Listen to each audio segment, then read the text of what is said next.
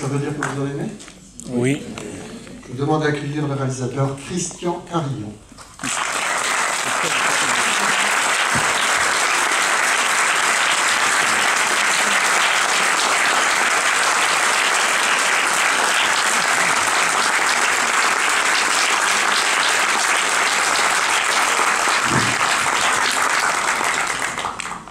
Bonsoir à vous. Merci d'être là, un samedi soir, avec Aix-en-Provence. Un samedi soir, jeudi soir, ça ne change pas pour moi. Pour nous, c'est assez rare d'avoir un intervenant le samedi soir. Il y a pire à passer un week-end à Aix. En effet. C'est moi qui pose la première. Ils sont encore sous le coup d'émotion. Christian, votre quatrième film. Oui. Comment vous abordez un tel sujet? L'Exode, les 40. Comment on en vient à... Alors, je ne suis pas de Aix-en-Provence. Je suis né dans le Nord-Pas-de-Calais. Et donc, ma mère m'a raconté pendant des années, elle continue à le faire, son exode, son mois de mai 1940, le moment où mes parents étaient agriculteurs, des gens qui donc ne prennent jamais de vacances, ne voyagent jamais, du jour au lendemain lâchent tout. Mais tout. Ils lâchent les lapins, ils lâchent les vaches, ils lâchent leur outil de travail, ils lâchent leur maison, et ils s'en vont. Ils s'en vont de manière très naïve, espérant être pris en charge par un État qui n'existe déjà plus. Et ils partent sur les routes, c'est ce que j'appelle le peuple des routes. Et je trouvais que c'était un sujet qui n'était pas beaucoup traité au cinéma, et j'avais envie de le faire. Voilà. Donc je suis allé voir les gens de chez Pathé, et j'ai dit à Jérôme Chédou, je voudrais faire un western. Dans le Nord-Pas-de-Calais. Dans le Nord-Pas-de-Calais. Voilà. Les chevaux, les chariots, les grands espaces. Bon, il n'y aura pas d'Indiens. Mais je pense que c'est un western. Je pense qu'il y a là-dedans, l'espoir, un Far West impossible, et l'idée d'une vie meilleure. Et voilà, un film à hauteur d'homme aussi. Donc c'est vraiment votre histoire, parce que votre maman a été éclaireuse, comme Suzanne dans le film. Oui, ma mère s'appelle Suzanne, comme le personnage que joue Alice Isaz. Elle avait un vélo. Et ma mère m'avait raconté son exode, et m'avait dit c'est quand même le plus beau mois de ma vie. Et j'ai dit là, maman, il faut que tu m'expliques. Elle m'a dit, j'ai 14 ans, du jour au lendemain, il n'y a plus d'école. Je pars sur les routes, j'ai un vélo, effectivement, donc je me retrouve devant, je suis l'éclaireuse du groupe, j'ai un rôle, j'ai un statut, une fonction. Le mois de mai 1940 est le mois de mai le plus chaud de tout le XXe siècle. Pas une goutte de pluie. On dort à la belle étoile. Et elle m'avait dit, le top du top, c'est quand même qu'on volait dans les maisons pour manger. Et je me suis toujours dit, il faudra que je garde cette fraîcheur. Ce côté, c'est pas un film sinistre, enfin, j'espère. Il y a des espoirs, il y a des gens pour lesquels l'exode est une chance. Des gens qui se sont installés en Pyrénées, dans le Bordelais, en Provence, ou dans les Alpes. Et des gens qui ont estimé que c'était des beaux coins, mais ils ne sont jamais remontés dans le Nord, en fait. Sans les Allemands, ils ne seraient pas partis. C'est comme ça. Une question à droite, monsieur. Bonsoir. Bonsoir, monsieur. Votre film pourrait s'appeler La France qui coule, parce que c'est un naufrage et ils sont comme dans un bateau où tout va être englouti. Enfin, c'est comme ça que je le vois. Ouais. Et j'ai beaucoup pensé dans votre façon de traiter l'image au Louis Malle de Lacombe Lucien, avec ses couleurs un peu sépia.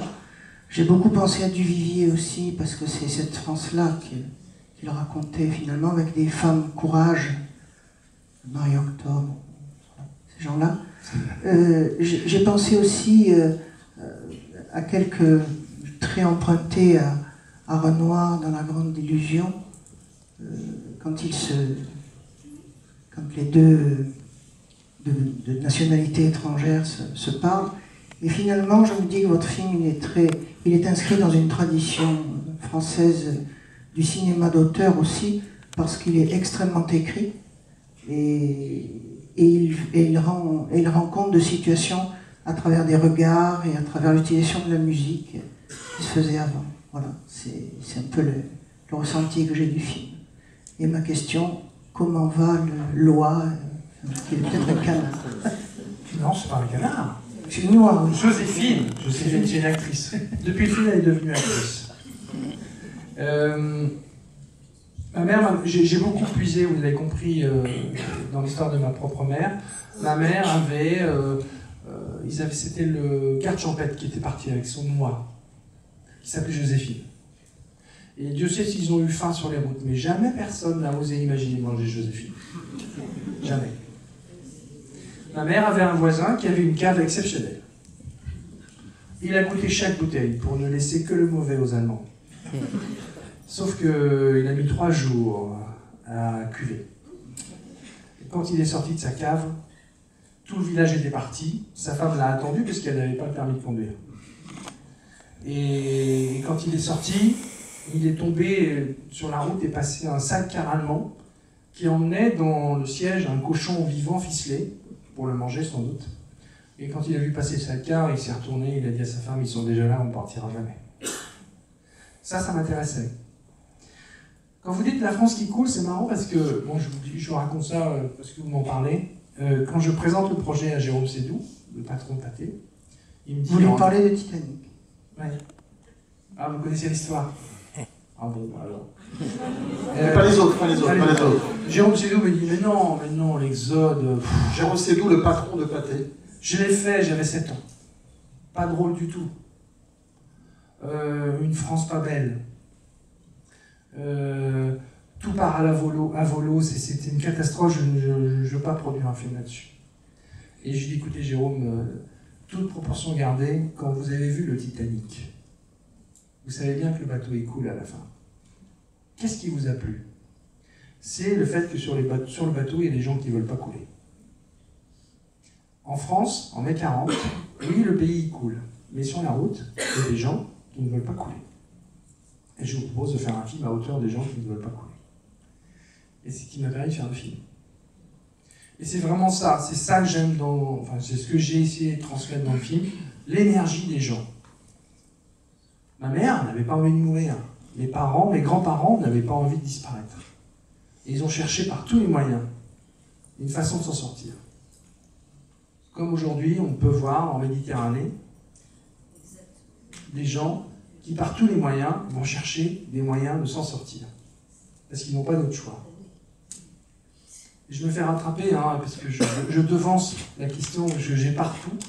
Je n'ai pas fait le film par rapport à l'actualité d'aujourd'hui. Honnêtement, je ne vais pas faire mon malin. Je commence l'histoire du film il y a 3 ans. Il y a une actualité, déjà en Méditerranée, mais pas à ce point. Et je dois malheureusement constater que les images que je peux voir à la télévision comme vous ressemblent beaucoup à celles qui existaient en mai 40. Je n'ai pas de solution, je ne suis pas politicien. Je dis simplement que c'est la même énergie, c'est le même désespoir. Ce qui me fait penser, à titre personnel, ça ne sert à rien de faire des barbelés et des murs, ces gens-là passeront. Mais j'ai pas de solution.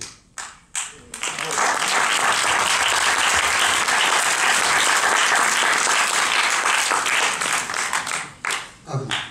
Posez-moi toutes les questions, je répondrai presque toutes. Bien malheureux. Comment est née l'histoire du petit garçon et de son papa? Très tard. J'avais l'histoire de ma mère.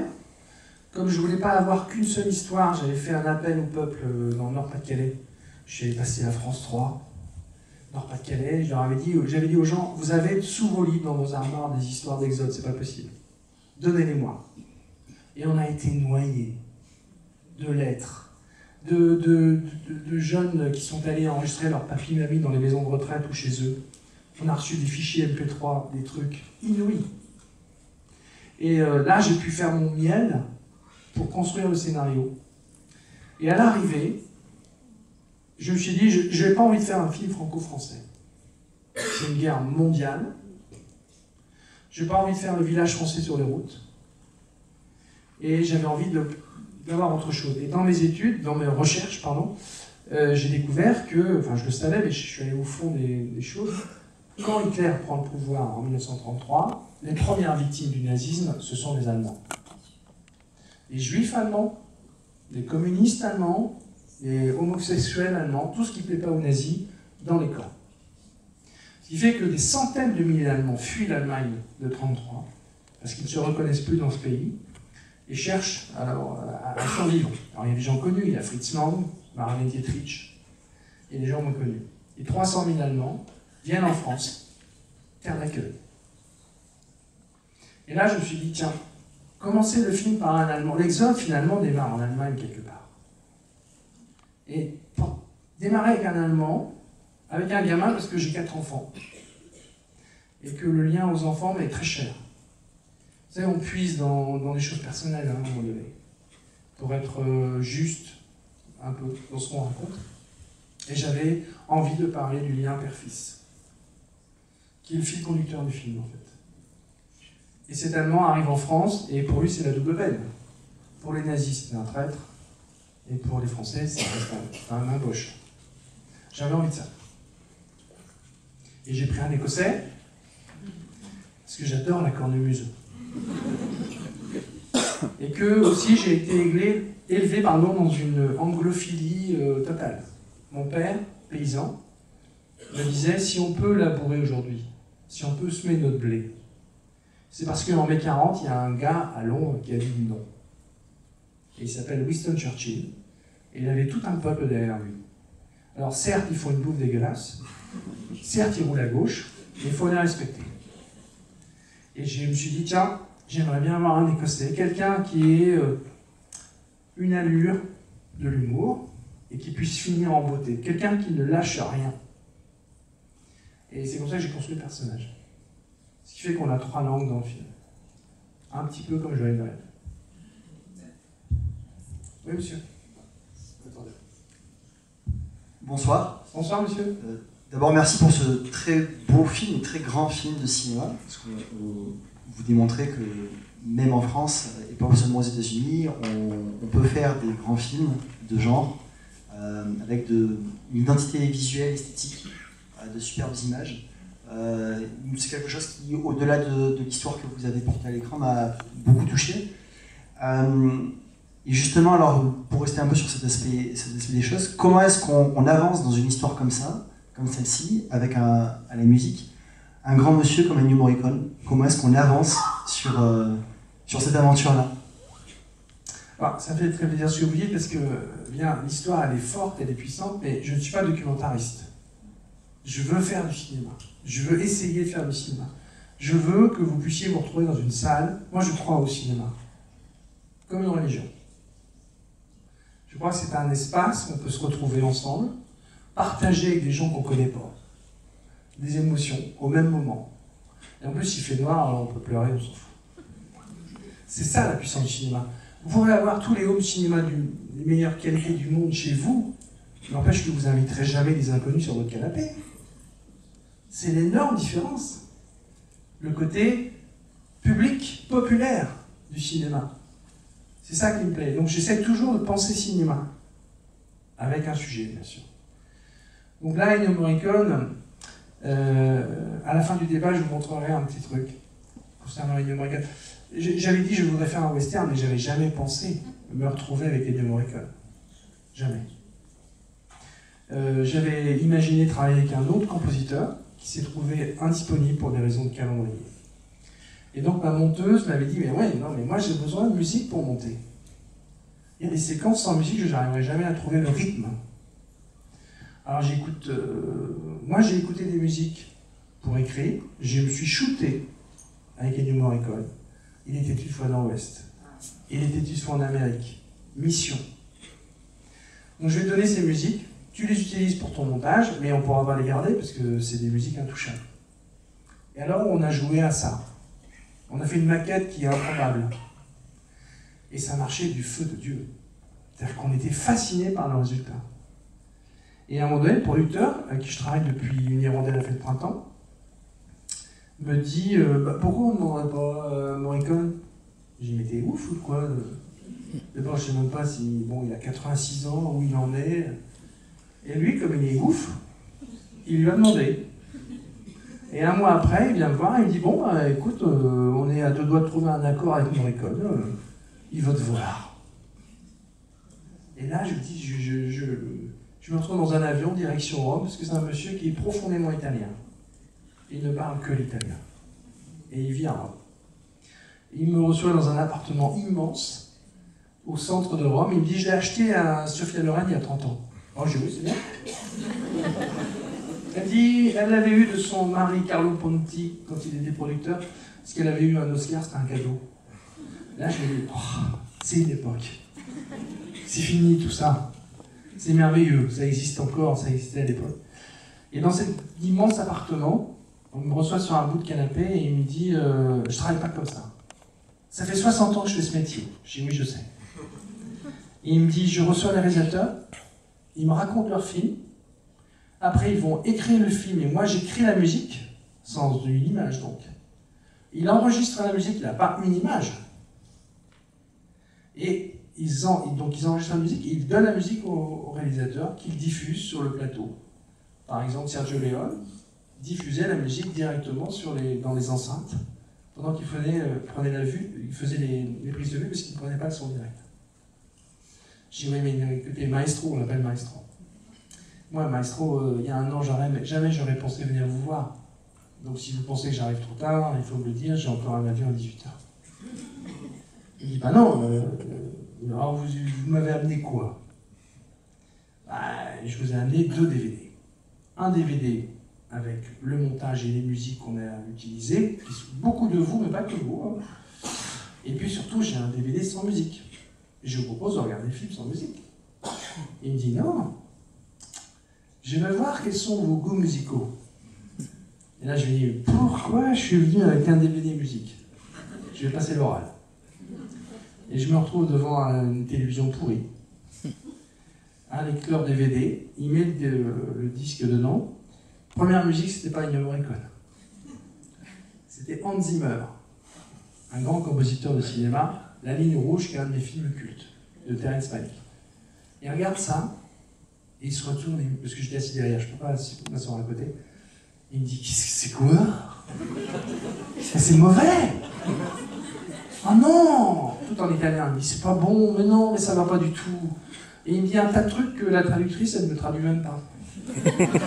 Elle me regarde avec son petit sourire, et là je me dis, ouais, je suis en train de me faire habiller pour l'hiver. Et il se remet devant le film démonté, désabusé. Et puis il regarde et il ne bouge plus. Les musiques d'après, c'est de lui, il ne se retourne pas. Et il va jusqu'au bout du film, 2 heures.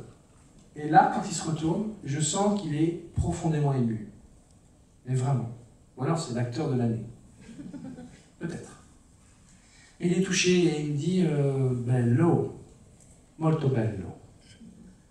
Il dit non, le film est bien, la musique est formidable sauf la première qui est nulle. Et il dit voilà. Et je dis attendez, maestro, si vous êtes en train de m'expliquer qu'il faut que je rachète Il était une fois dans l'Ouest, Le Bon, la Brute et tout ça, c'est pas possible. Si c'est une façon de vous dire que vous voulez pas faire le film, il faut me le dire tout de suite, j'ai encore un avion à 18h. Et là, il rigole, et il se lève, et il va dans son bureau, et il sort un bout de papier. Il me montre et il me dit voilà, on m'avait envoyé un synopsis, un résumé en italien. En lisant le résumé, j'ai pensé à ça, il avait écrit des notes. Et il se met au piano. Et j'ai dit attendez, vous allez jouer là? Il m'a dit oui, quand je me mets au piano, c'est pour jouer. Ah, j'ai dit attendez, moi j'ai besoin de vous filmer avec mon iPhone. J'ai besoin de revenir à Paris avec la musique, le thème que vous allez jouer, pour m'y habituer. Il a réfléchi, il m'a dit il faut que ce soit personnel. Bon, je l'ai montré à tous mes potes. Et je vous montrerai, si vous voulez bien, à la fin du débat, pour que vous voyez le premier contact que j'ai avec lui, où il joue ce thème, qui est le thème du film. Et une fois qu'il a terminé, 1 minute 30, il me dit voilà, on se retrouve à l'enregistrement. J'ai dit attendez, on se revoit plus, on discute plus. Il dit mais non, pourquoi faire, il faut que je réfléchisse. Et ça, c'est dur. Parce que tous les compositeurs, normalement, vous font des maquettes qui vous permettent de réfléchir quand même à la musique. Lui, non. Lui, les ordinateurs, tout ça, il ne connaît pas. Il n'y a pas de maquette. Il me dit, on se retrouve le 12 janvier de cette année, pour enregistrer la musique. Et le 12 janvier, c'est après le 11. Et le 11 janvier, on a été nombreux à marcher en France par rapport au massacre de Charlie Hebdo. Ce qui fait que quand nous, on arrive à Rome, on est, comment vous dire, désabusé. Moi, personnellement, je suis perdu. Faire un film de mai 40 avec ce qui se passe à Paris cette semaine-là, je ne sais plus si ça vaut la peine en fait. J'ai perdu la foi. Et le 12 janvier au matin, il m'attend. Il m'attend avec la une de la Repubblica. C'est une photo de la Bastille qui a fait le tour du monde, le drapeau bleu, blanc, rouge, et tous les gens, des centaines de milliers de personnes derrière. Il me montre le journal. On rentre dans le studio, il y a 60 musiciens. On fait 1 minute de silence. Et à la fin de la minute, il tape dans ses mains et il dit « Cinéma ». Il me dit « On va commencer par un générique de fin ». Je dis « Oui, si vous voulez ». Il me colle le générique de fin que vous avez entendu. On est contre le mur, Et en fait, cet homme de 87 ans, parce qu'au fur et à mesure des années, il prend un an, eh bien, il m'a revivifié. Il m'a redonné l'envie de faire du cinéma. Il m'a dit, c'est sa façon à lui de dire, plus que jamais, on doit faire du cinéma. Plus que jamais, on doit aller au bout de nos projets. Et plus que jamais, on ne doit pas se laisser abattre par des fanatiques. Et là, on a passé une semaine à Rome, dantesque, magnifique. Et il a livré 1 heure de musique, 1 heure. J'en ai gardé que la moitié. Parce qu'il m'a dit, vous savez, au cinéma, on en fait toujours trop en musique. Et même si c'est 2 mois, il faut jeter. Ça m'a libéré, et j'en ai jeté la moitié. J'ai une question première rang. Il y a plusieurs grandes scènes d'action dans le film, et notamment l'attaque de la Luftwaffe, les avions sur les réfugiés. Comment vous avez abordé les scènes d'action, les différentes scènes d'action, et dont la grande scène d'action avec les avions, les Stuka. Alors, il n'y a plus de Stuka capable de voler aujourd'hui. Donc, concrètement, eh ben, on fait voler dans le ciel un modèle réduit assez ridicule, mais qui permet aux acteurs de suivre le même point, avoir la même convergence de regard, en fait. Mais il est ridicule, hein. Dès qu'il y a un coup de vent, il s'envole, c'est ridicule. Mais on fait ça, et on filme quand même au sol des explosifs qui permettent de vous faire croire de l'avancée des balles. Et les acteurs courent au milieu de petites gerbes qui font pou, pou, pou, pou, pou, pou, pou, pou. C'est ridicule. Et après, il y a un énorme travail en post-production avec... on crée par ordinateur les avions. Les Stuka. On crée aussi beaucoup le son. Le son est essentiel. Et vous savez que le Stuka est un avion pas terrible. C'est un bombardier. Il transporte 2 bombes, c'est pas beaucoup. Il est lourd. Mais il y a un ingénieur allemand qui a une idée, malheureusement, de génie. Il installe sur cet avion, au niveau du train avant, une sirène de pompiers. Ce qui fait que quand l'avion se met en piqué, il tombe vraiment à 800 km/h. Le vent s'engouffre dans la sirène de pompiers et met en route l'hélice. Et là, c'est un son. Maman m'a dit, je me suis pris 2 attaques de Stuka dans ma vie, je les entends encore. C'est la terreur par le son, avec l'effet Doppler, qui fait qu'au sol, vous êtes écrasé par les décibels. C'est un avion de terreur, en fait. Alors évidemment, nous, au son, on s'est régalé. Dans le bois de Vincennes, on a fait tourner des hélices de sirènes de pompiers, on a enregistré tout ça, on a bossé le son pour qu'il vous tétanise un petit peu. Comme les gens sur les routes ont été tétanisés à l'époque. Mais visuellement, c'est des avions d'ordinateur, en fait.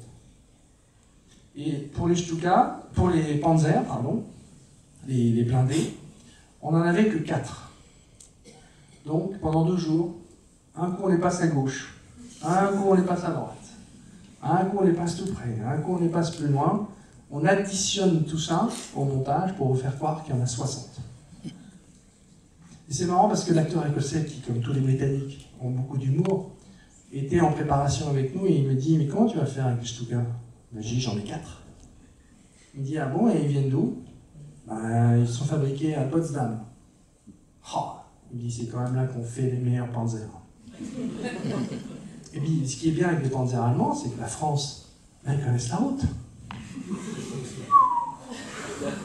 Je lui dis, écoute, bon là, entre toi et moi à Paris, ça passe, c'est drôle.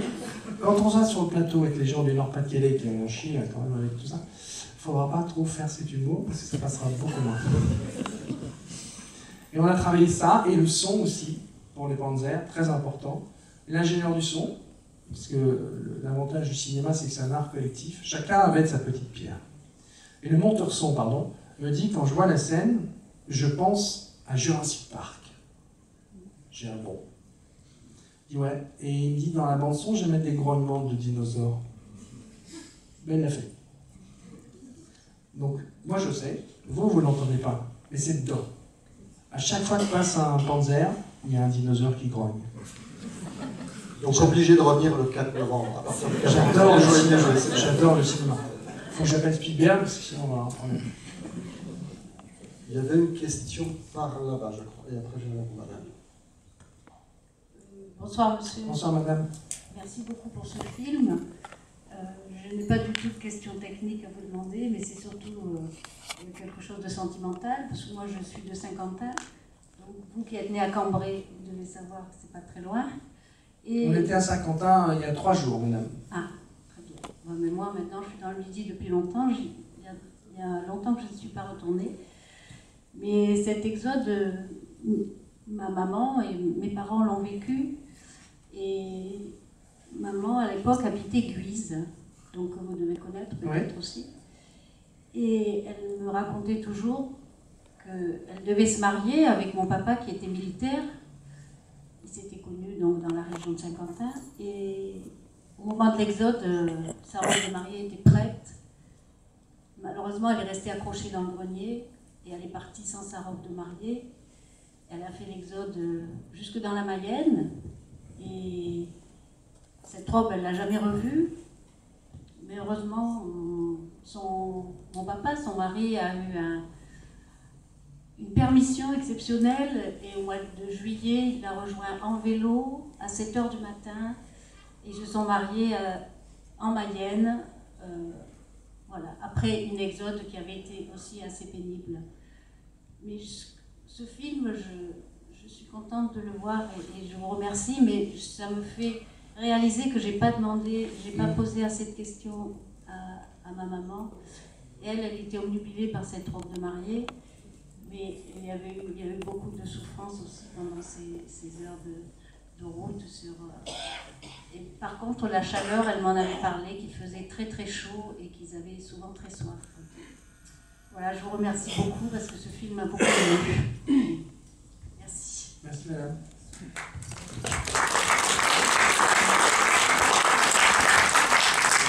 Il y a des personnes qui ont des anecdotes ou qui ont vécu via leurs parents ou eux-mêmes cet exode dans la salle. Bonsoir. Bonsoir monsieur. Merci. Je tenais à vous remercier, excusez-moi, je suis un peu ému. J'ai juste une simple question concernant la date du 17 mai qu'on voit à 2 reprises, une fois sur le tableau d'école et un peu plus tard dans le village. Quel est ce choix de cette date du 17 mai, si elle vous touche peut-être particulièrement? C'est ma mère. Ma mère m'a expliqué que le 17 mai, à 15 h, ils sont partis. Donc j'ai resté, je sais, j'ai pas beaucoup d'imagination dessus. Non, parce que c'est la date d'anniversaire de mon papa. Ah ça je savais pas. Pour ça, et je voulais le savoir, puisque moi ça me rapproche par rapport à mon père. Alors, ça je ne sais pas monsieur. Je sais que ma mère, à 14 ans, est partie le 17 mai 1940. Et ils sont vraiment partis en espérant aller au Canada. Pour des gens qui ne prenaient jamais de vacances, aller au Canada, c'est ouf, quoi. Et voilà, le 17 mai, 15 h. Merci, c'est vraiment un très très beau film, je vous remercie encore. Merci. Ces mots sur le tableau, des anecdotes. Ah, ma mère m'a expliqué que les gens laissaient énormément de messages partout. Il n'y a pas de SMS à l'époque, il n'y a pas de Facebook, il n'y a pas de tout ça. Donc ils écrivent. Ils écrivent sur les portes de grange à la craie. Et maman me disait, personne n'effaçait ça. On trouvait une autre porte pour écrire autre chose. Et j'ai eu l'idée de ce petit garçon qui lui écrit sur ses tableaux d'école parce que c'est son univers, pour laisser une trace à son père. Question première. Oui, je serais curieuse de savoir le choix à peu près des cases il y a à peu près 15 premiers plans en noir et blanc, des images d'archives. Oui. Ce choix, comment il a été fait. Ensuite, cette question d'une proposition qui nous raconte une histoire qui est inspirée donc, des fresques autobiographiques, enfin, qui est inspirée des faits réels. Et en même temps, il y a une espèce de mise en garde sur l'image. Attention, l'image, avec la mise en abîme de la caméra, et cette espèce de fou qui met en scène donc, des choses pour mettre en place, pour traduire l'image qu'il a dans la tête. Par exemple, quand il donne les fusils aux soldats. Aux tirailleurs sénégalais. Voilà, aux tirailleurs sénégalais. Et puis après, cette façon de traiter l'image qui tantôt, c'est une fiction bien évidemment, et je défends quand même l'idée qu'il y a un documentaire, mais pas forcément l'idée d'un documentaire, des choses de fiction. Bien sûr. Mais bon, ça c'est une autre histoire. Mais il y a donc cette utilisation des images d'archives. Oui, les images d'archives ont été faites par l'armée française. C'est-à-dire que les réfugiés que vous voyez au début du film sont filmés par l'armée. Et qu'elles m'ont ému parce que je me suis dit que ma mère devait être là-dedans. Donc j'avais envie d'ouvrir le film en silence, ou presque, avec ces gens. Et terminer avec des photos qui, elles, sont faites par l'armée, par les nazis. Mais le cinéaste allemand, c'est parce que j'ai découvert, je le savais, mais j'ai cherché, j'ai trouvé beaucoup de choses. Vous savez, quand on cherche, on finit par trouver avec Internet, c'est quand même dément. Oui, l'armée allemande, enfin les nazis, avaient poussé très très loin la notion de propagande. Tous les régimes totalitaires utilisent la propagande. Et ces régimes ont fait, malheureusement, c'est comme ça, avancer l'art du cinéma. Je veux dire par là, par exemple, les soviétiques sont ceux qui ont le plus travaillé sur le montage. L'éloquence du cinéma, disait Orson Welles. C'est les soviétiques, et donc dans un esprit de manipulation de la population. Les nazis créent carrément un mystère de la propagande. C'est Goebbels qui en prend la direction. Malheureusement, il est brillant. Il va former des cinéastes pour filmer évidemment la victoire. Donc il les envoie sur le front de l'Ouest, il filme déjà la conquête de la Pologne, parce que Hitler dit qu'il faut qu'on explique au peuple allemand comment on construit un empire pour 1000 ans. Et ces images sont diffusées dans les cinémas, c'est des actualités, il n'y a pas de télévision. Et donc on bourre le crâne des gens avec des images magnifiques, avec des commentaires extraordinaires, avec des musiques à tomber par terre. Et ils ont effectivement, dans certains endroits, pour reconstituer des combats, utilisé des prisonniers. Ils ont utilisé des tirailleurs sénégalais, mais en se plaignant, parce que pour eux, un noir, c'est quand même pas comme un blanc. Et ils ont utilisé des prisonniers britanniques. Là, ça laisse que des blancs. Pour reconstituer des combats en leur donnant des armes et en filmant le massacre derrière. Voilà. Moi, j'avais envie, je trouvais ça passionnant. J'avais jamais vu ça au cinéma. Je me suis dit, filmer un cinéaste, pour moi, en tant que cinéaste, c'est intéressant. J'ai trouvé un acteur hors pair. Thomas Schmauser, c'est une star en Allemagne, dans le théâtre à Munich, qui a eu beaucoup de mal à rentrer dans le personnage. Je me souviens de la scène des Sénégalais, il est allé voir chaque Sénégalais, en lui expliquant que, bon, il ne partageait pas les idées, mais qu'il fallait qu'il le fasse. Une espèce de truc. Et eux, ils lui disaient, ouais, c'est du cinéma. Ouais, non, mais... Et puis après, une fois qu'il avait la caméra et les lunettes fumées sur les yeux, il partait. Et nous, on filmait. C'est lui qui a mis en scène son propre film. C'est-à-dire que nous, on fait le making-of de son propre film dans cette histoire. Et en termes de travail, de mise en scène, moi, j'ai pris énormément de plaisir à le faire. Mais ça raconte quelque chose de très dur. Et il tue Laurent Gérard. J'avais dit à Laurent Gérard, écoute, moi je voulais faire un film avec lui. Voilà. Je trouve que c'est quelqu'un que j'aime beaucoup. J'avais vu un téléfilm dans lequel il était formidable.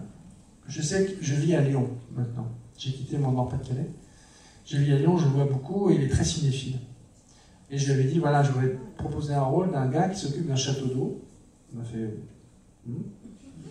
Mais il a une cave de vin exceptionnelle. Ah. Et je lui ai dit, je vais te mettre dans une cave avec un Allemand et un Écossais. Et après, je vais te tuer, parce que j'adore tuer les comiques. J'ai tué Danny Boone dans Joyeux Noël, et maintenant c'est ton tour. Et il a joué le jeu, et je trouve qu'il amène dans le film une candeur, une fraîcheur, un sourire. C'est quelqu'un qui ne comprend pas tout ce qui se passe, et pour qui partir, c'est mourir. Et voilà, donc j'ai adoré travailler avec Laurent. Et les autres? Vous savez, un film sans acteurs, ça ne fait pas. Hein. Donc il faut les trouver, il faut s'embarquer avec eux. Voilà, Laurent Gérard, Mathis Seigné, j'avais fait un film il y a 15 ans, ça s'appelle Les Mirandais de la fête de printemps avec elle. Je voulais retrouver le plaisir de travailler avec elle. Olivier Gourmet, qui joue mon grand-père. Alice Isaz, alors je pense que vous ne la connaissiez pas, peut-être. Voilà, vous avez vu peut-être La crème de la crème. Ouais, c'est ça. Elle est très bien. Je trouve que c'est une actrice. Moi, je pense qu'elle est là pour longtemps. Suzanne. Qui joue Suzanne. L'institutrice, le petit gamin. Mais j'ai mis des mois et des mois à le trouver. C'est difficile de travailler avec un enfant. Michel Serrault m'avait dit, sur une hirondelle, m'avait dit « Méfie-toi des enfants et des animaux, parce que le public ne voit qu'eux. » Ce qui n'est pas faux. Et j'ai trouvé ce gamin, je suis tombé à Berlin, je suis tombé sur un gamin de 8 ans, qui parle 3 langues, et qui a un truc qui fait que quand il joue devant la caméra,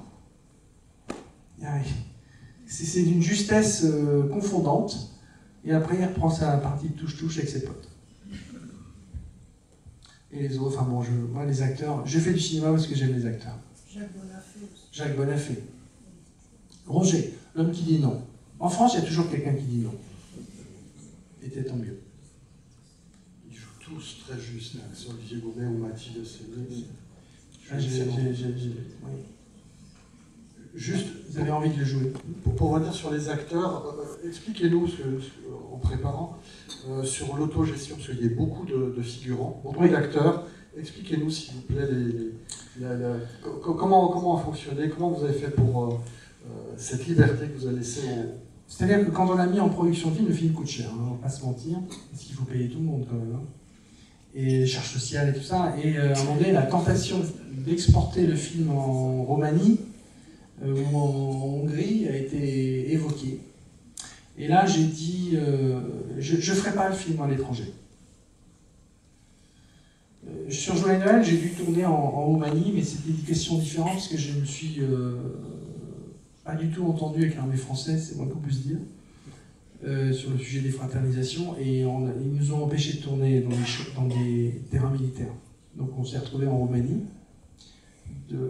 parce que c'était le seul endroit. La Roumanie, tout le monde s'en fout. Il y a 10 ans. Donc on a tourné le film, on est revenu en France, maintenant je me suis rabiboché avec l'armée française, tout va bien. Là, j'ai dit non, je ne vais pas revivre ça, parce que d'abord, je veux dépenser de l'argent sur le territoire, et je veux payer les charges sociales. Et je veux surtout une figuration qui soit concernée par l'histoire. Et j'ai dit, si je tourne dans le Nord-Pas-de-Calais, dans mon pays d'enfance, je sais que je vais trouver des gens qui, dans leur famille, ont vécu l'exode. Donc à partir de là, pour eux, ce n'est pas un film comme un autre. D'ailleurs, ça sera le seul film de leur vie, sans doute. Et on s'est retrouvé avec tout le convoi, le village, c'est 100 personnes en gros, hommes, femmes, enfants. Donc j'ai choisi des gens, et je leur ai dit, voilà, je ne pourrais pas me permettre d'avoir une habilleuse, un coiffeur, pour vous, pour chacun de vous, c'est pas possible. Donc on va vous donner des vêtements de mes 40, à votre taille. On va vous couper les cheveux comme en mes 40. Et je vais vous demander, chaque matin, de vous habiller tout seul. Et de vous recoiffer tout seul. Et ils l'ont fait. Et d'être à l'heure aussi. Alors ils étaient une demi-heure à l'avance, toujours, tous les matins. Hyper motivés. Ils se sont recoiffés eux-mêmes, ils se sont réhabillés eux-mêmes. C'est-à-dire pas très bien, exactement comme je le voulais. Parce que dès que vous mettez une maquilleuse, c'est super bien fait. Et là, il y a un côté comme ça, ils ont eu vraiment chaud. Ils en ont bavé sur la route. Bon, ils ne sont pas fait mitrailler. Mais il y a un côté vécu, je trouve, qu'on ne peut pas mentir. On ne peut pas mentir avec ces choses-là, donc ils se retrouvent dans une situation presque proche de la réalité.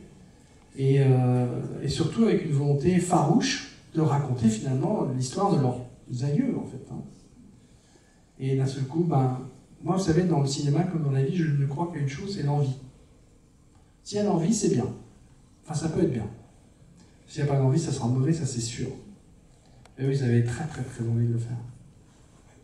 Et on a embarqué un cadreur avec une caméra comme celle que nous avions pour tourner avec les acteurs. C'était la caméra cachée. Je l'ai mise dans le convoi, je lui ai dit, toi, il ne faut pas que tu te fasses remarquer. T'es habillé en mai 40, comme ça, si on te voit dans le plan, on ne te remarquera pas. Et tu vas filmer ce que je ne peux pas filmer. Parce que le convoi, il fait 300 mètres de long. Donc moi, je suis en tête de gondole avec les acteurs. Il y a 300 mètres de choses que je ne peux pas filmer. Or, il va se passer des choses. Les acteurs attendent, la figuration attend, ne comprend pas pourquoi on s'est arrêté. Il fait chaud, ils se mettent à l'ombre. Les enfants s'ennuient, alors ils jouent dans les champs. Tout ça, il a volé. Éloi, Joséphine. Un coup, elle a peur, alors elle se met dans le sac. Un coup, elle comprend pas ce qui se passe, elle regarde. Tout ça, il a volé, et ça m'a fait une matière première exceptionnelle pour le montage. Voilà comment ça s'est fait. Merci. Il y avait une intervention, une dame. Non, c'était à propos du choix des comédiens, justement, enfin des acteurs, mais vous savez... Le choix des comédiens, des acteurs. Oui, je voulais des gens qui parlent vraiment leur langue. Je voulais pas un film où tout le monde parle français avec un accent. Je crois que ça, aujourd'hui, c'est plus possible. Donc, un vrai Écossais qui joue de la cornemuse. Un Allemand que j'avais déjà rencontré sur Joyeux Noël, ça s'est pas fait, et puis on s'est retrouvés là en mai. Il avait 40 ans, il avait 2 enfants en bas âge, je lui ai dit, il va faire un bon papa. Et puis voilà, et les acteurs français que vous avez vus. Et vous êtes pas acteur vous-même? Moi? Oui, parce que vous avez un sens du conteur qui est exceptionnel. Vous avez un sens du conteur exceptionnel. Acteur, non, je fais du cinéma parce que j'aime raconter. En première, j'ai rarement vu un cinéaste qui exprimait comme ça, sur son travail. C'est fascinant. Ah ben ça me touche. Et moi, c'est mon métier de raconter des histoires. Pour moi, le cinéma, c'est il était une fois. On éteint et c'est parti. Ou pas. Mais raconter, moi j'adore. Vous savez, on va passer 2 heures là, hein. Non, on va couper. J'adore raconter mes histoires. Et je suis pas acteur. Mademoiselle. Bonjour. Bonsoir. Là, donc vous êtes beaucoup renseigné, je suppose, pour faire votre film. Donc, au début, le maire évoque le fait que les autorités françaises ont organisé et je voulais savoir comment ça s'était, comment ils organisaient ça. La France, en 1938, a imaginé l'invasion allemande, en fait. C'est dire l'esprit positif dans lequel ils étaient. Ils ont imaginé l'invasion, et ils ont même organisé des déplacements de population. Chaque département du Nord avait un département frère. Le Pas-de-Calais, c'était Calvados. Voilà. Et donc, derrière, il y avait des trains. Il y avait c'était super bien organisé. Sauf que rien ne s'est passé comme prévu. Parce que les Allemands sont arrivés par là où on ne les attendait pas, les Ardennes. Pétain avait dit, c'est la ligne Maginot naturelle, infranchissable. Ils sont passés. Et voilà, et c'est fascinant, hein, le coup de la tactique allemande est redoutable. C'est-à-dire que l'attaque démarre le 10 mai par la Belgique. Les Français s'attendent à ce que les Allemands attaquent par la Belgique, donc se précipitent en Belgique. Sauf que, oui, ils ont mis dans les Ardennes des divisions de Panzer qui roulent à la queue leu avec des tronçonneuses devant pour abattre les arbres. Ils passent. Et quand ils sortent des Ardennes, c'est déjà terminé. Ils ont devant Sedan, mais devant Sedan c'est tenu par des réservistes. La fine fleur de l'armée française, elle est en Belgique. Donc ce danse, ça dure une demi-heure. Et c'est terminé. Et ça attaque le 10 mai. Et le 15 mai, Paul Reynaud, président du Conseil en France, écrit à Churchill en disant « La route de Paris est ouverte ». En gros, ça veut dire « c'est foutu ». 5 jours. Donc le plan de 1938, terminé. Donc à partir de là, les autorités françaises vont se débiner. C'est triste à dire. Elles vont se barrer. Le gouvernement français va aller sur les châteaux de la Loire, puis ensuite à Bordeaux. Et le peuple déroute, abandonné. 8 millions de personnes, vous l'avez vu comme moi, hein. C'est le plus grand mouvement de population de toute l'histoire de la France, et on a 1000 ans d'histoire. Jamais on n'avait connu un tel désastre, un tel abandon de peuple. Moi, je trouvais que ça méritait un film quand même. Et quand ils reviennent, les Français, ils se retrouvent en Allemagne? Ah non, pas en Allemagne. Mes parents, mon grand-père, donc comme dans le film, a vu passer les blindés, s'est fait photographier par la propagande allemande, et estimé que ça ne servait plus à rien. Donc a fait demi-tour. D'autres ont estimé qu'il fallait continuer, en disant les Allemands n'iront jamais jusqu'à Bordeaux. Donc ils ont continué. Comme je vous l'ai dit, les gens ont fait souche ailleurs. Et mon grand-père est revenu au village, il était maire, le village était intact. Pas de bombardement, rien, mais pillé. Plus rien. Les maisons, mais vides. Donc ils ont recommencé. Et les Allemands sont venus voir mon grand-père en disant « Vous étiez maire avant, hein. Vous l'êtes toujours, on ne fait pas d'élection. Vous l'êtes toujours. Si on a un problème dans le village, c'est vous. »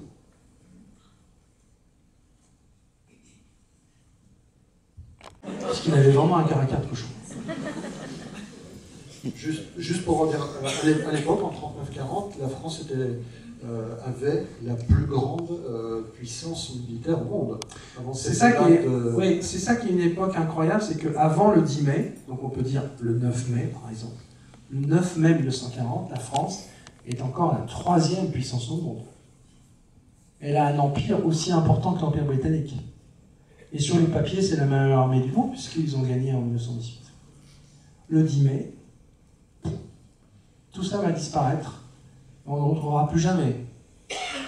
La puissance, c'est une autre histoire. Je ne suis pas nostalgique. Hein.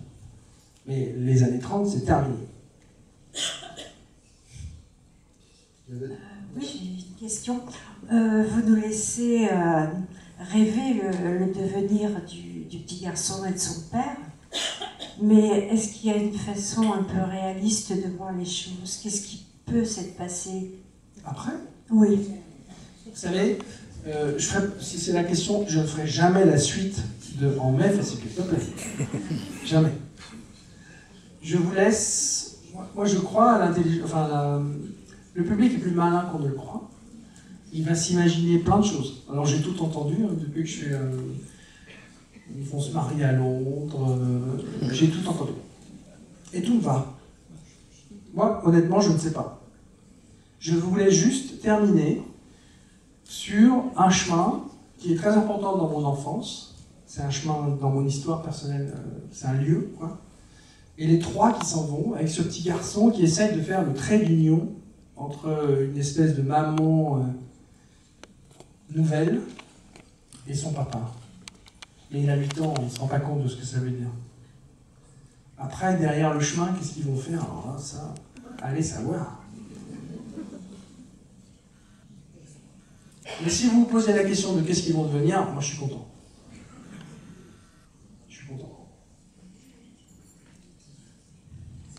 Une dernière, avant-dernière. Madame?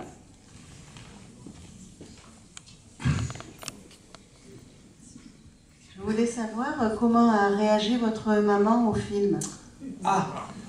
J'ai montré le film à ma maman qui ne pouvait plus aller dans une salle de cinéma, donc je l'ai montré à la maison. Un DVD. Et sur un très bel écran, attention. Alors je ne peux pas rentrer dans les détails de tout ce qu'on s'est dit, mais bon. Vous savez, ma mère, elle a un regard très particulier. Elle voit des choses que je ne vois pas, moi. Elle s'intéresse à des détails, par exemple sur les décors. Il y a une scène à un moment donné où l'Allemand rentre dans une cuisine, il y a une poule sur la table, il la chasse. C'est quand même, il se passe quelque chose quand même. Et elle me dit, ah, c'est exactement les tapisseries de mai 40. Là, je suis signé. Je dis, bah oui, je le dirai au chef d'éco. Mais la poule, tout ça, s'en fout. Voilà, après, bah oui, elle a retrouvé Hitler, le cheval. Mon grand-père. Non, la seule chose qu'elle m'a dite, c'est elle m'a dit, voilà, ça s'est exactement passé comme ça. C'est le plus beau tampon que je pouvais espérer. Après, voilà, elle a son œil qui lui appartient.